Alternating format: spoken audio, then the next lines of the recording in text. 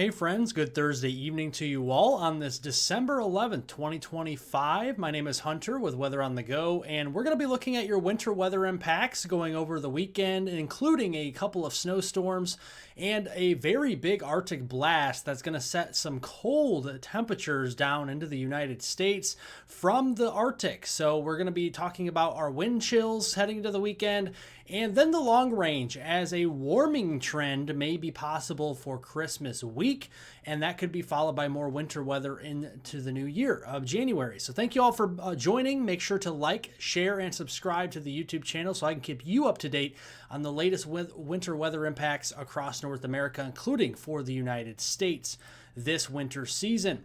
We are looking here at a winter storm bringing some snow across the Midwest and Ohio Valley. In fact, we have winter weather advisories in purple stretching from South Dakota through Iowa, central Illinois, down toward the I-74, I-80 corridor, and then stretching into southern Indiana, into Kentucky, West Virginia, and Virginia. We have winter storm warnings up for areas near Louisville and also near Cincinnati, where we expect several inches of snow from the system going through the next 24 hours. So there's our winter storm we're dealing with this evening. That's going to continue to press south and eastward as we go into the overnight hours, bringing snow from Springfield and Peoria, Illinois, down into Bloomington, Terre Haute, and Indianapolis, Louisville, Cincinnati, Lexington, Richmond, and then eventually this snow will be moving over toward the Charleston, West Virginia area and some of the Appalachians by Friday morning.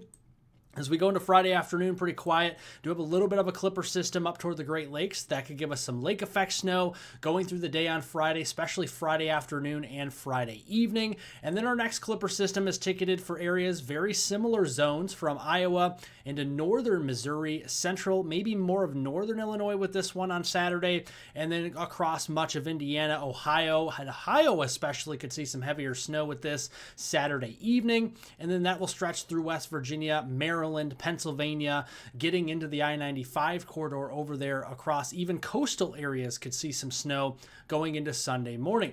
So here is the first system going into Friday midday. This could bring a few inches of snow, especially from Illinois into southern Indiana and Kentucky there. That's with the winter weather advisories. That's with the winter storm warnings we currently see. And then as we go into day two, going into Saturday, Sunday, this is the second system, and we could be seeing a narrow swath of 6 to 8 inches when it's all said and done combined from Iowa into central Illinois there. That's what we definitely see. So up here into Montana, we can see over a foot of snow with both these systems. So that's where we have those winter weather impacts up there. They'll drop southeast through South Dakota into Iowa, especially Iowa there into west central, and then central Illinois, a good swath there of 6 to 8 inches of snow. This is with both systems combined. And then across portions of the Ohio Valley into portions of Indiana, Ohio, Kentucky, into West Virginia and western PA. That's where we could see a widespread swath of around 3 to 6 inches of snow there. And then lessening amounts, although there are some snow prospects for the I-95 corridor, including parts of New York City as we go through the weekend, an inch or two over there. Now, the polar vortex is split in two. The main vortex is over northern Canada. The another part of the vortex is over portions of Asia, and you can see a lobe of that is actually extending down like a finger into portions of the Great Lakes region. That's why we're going to be so cold as we go into the weekend. The tropospheric polar vortex has ties even to the stratosphere that will give us very cold air heading into the weekend. So as we go through the rest of today and into the day on Friday, the colder air here across the northeast Ohio Valley will be more induced by our snowpack, and then the dam breaks further north and we see the cold air moving in from Canada. This will bring some well below normal temperature anomalies, especially by Sunday morning, hovering around 40-45 degrees below normal of what your normal high should be.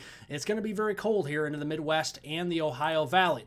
Here are those wind chill values. It's the real feel to the body as you step outdoors Friday morning, 7 a.m., near 30 below there up into North Dakota and northeastern Montana. Still some sub-zero wind chills in Wisconsin and Minnesota. This here is more induced by the snowpack already on the ground now. And then here comes our Arctic front By Saturday morning, we're going to see widespread 20 to 40 below wind chills from North Dakota into Minnesota and Wisconsin. And then going into Sunday morning, looks to be the coldest morning here across the Midwest and the Ohio Valley, where we could be seeing wind chills as cold as 20 below down towards St. Louis. Indianapolis, 30 below up here in towards Cedar Rapids, Madison, Chicago, and Minneapolis as we go into the day on Sunday morning. So make sure to bundle up in layers and cover any exposed skin. Frostbite can occur in less than 15 minutes in wind chills that significant. Now, heading into the next couple of weeks, watching this feature out west that's called a ridge in orange, our troughs are in blue and green. So keep that in mind. Troughs bring cooler weather and more active weather. Ridges typically bring warmer weather and less active weather. So as we look at that ridge out across the west, going into next week, the 15th, 16th, 17th, going through midweek, that'll weaken, but it's going to stretch that ridge out across the United States. There's the tropospheric polar vortex up there spinning in Canada. And then as we go here into late next week, notice another lobe of that moves across the north. So that gives us another shot of some cold Arctic air and potentially a winter storm as we go toward late next week, 18th, 19th, 20th for the upper Midwest, Great Lakes, and southeastern Canada. And then that ridge comes right back and pretty strong for Christmas week. In fact, we could be seeing Christmas Eve, Christmas Day, pretty warm in the east. There's that trough developing in the Northeast Pacific, moving into the Pacific Northwest, Western Canada. That's going to give us a pattern change where we're going to see colder weather further west and warmer weather and snow melting across portions of the east. Let's look at that from a temperature perspective. Again, the 15th, still seeing the remnants of our Arctic air across the east. There's our ridge. That's going to be giving us our warmer air. 15th, 16th, 17th. We get a shot of some milder air, a little bit of some thawing. There's the cold air, though. It's Arctic up there in Canada by midweek. Here comes another lobe of the polar vortex we mentioned between the 18th and the 20th. So Thursday the 18th, Friday the 19th, a week from today and tomorrow, and then going into Saturday the 20th.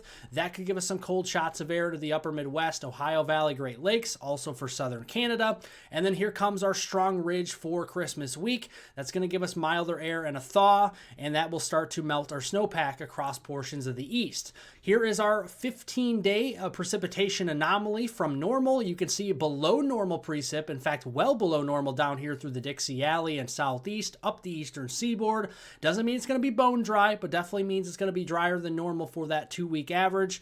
And then much wetter for the 2-week average over here in the west, especially for the Pacific Northwest that just continues to get inundated with moisture through the month of December. So here's the European model as we go through next week. There's Monday. We got some snow up there in the Great Lakes. Going into Tuesday, we got another clipper system way far north up there toward the Hudson Bay. Could deliver some snow to Ontario and Quebec.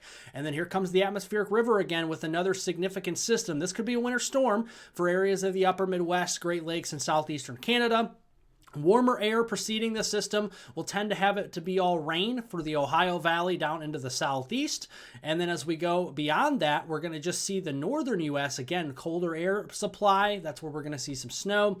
Closer to Christmas, maybe the potential of another front coming through with rain or snow. Here's the GFS model. Again, early week, midweek, there's that clipper system way up north toward the Hudson Bay in Canada. Ontario, Quebec could get some snow from that. Here comes our 18th, 19th, 20th system. The GFS wants to have this system a little bit more disorganized than the European. Something to keep an eye on there in the trends. And then as we go towards Christmas week, it is just pretty active again to the north. Maybe a winter storm again towards Christmas or post-Christmas, the 26th, 27th, once we get in towards the end of December. So something to watch further to the north. Overall, looks pretty wet across the west, like we mentioned, over the next 2 weeks.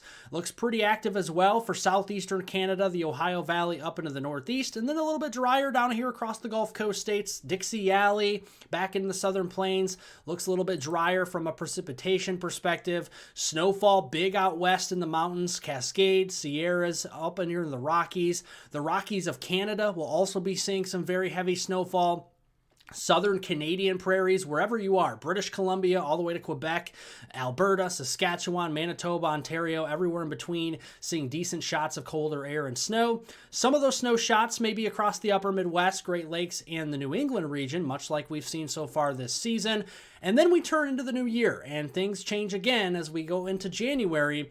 That trough across western Canada will remain there, give us a cold air source for the northwest United States. Southeast ridge looks like it's going to implant itself here across the southern U.S. there and give us some milder weather. So the south and southeast will likely experience milder weather for much of January. Keep in mind, this is a 31-day average, so it could be colder down here across the southeast at times, but the more dominant cold air will be over that deep snowpack where we see really heavy snow in the Rockies of Canada and the northern Rockies of the United States, Alaska also being cold in January. And then you see the La Nina look to the precipitation. Polar jet comes south, imports some cold air.